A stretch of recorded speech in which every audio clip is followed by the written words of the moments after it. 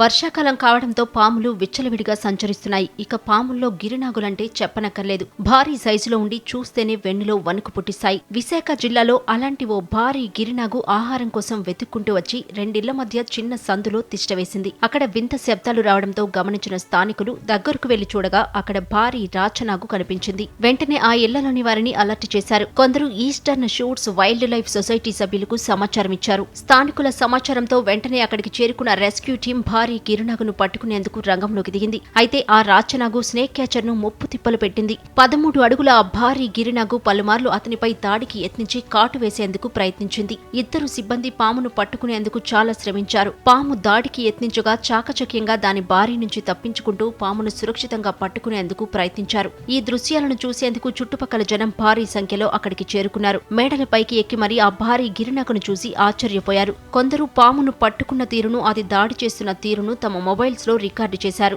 దాదాపు అరగంట పాటు శ్రమించి స్నేక్ క్యాచర్స్ ఎట్టకేలకు పామును పట్టుకుని బంధించారు. అనంతరం ఫారెస్ట్ అధికారుల సమక్షంలో అడవిలో విడిచిపెట్టారు.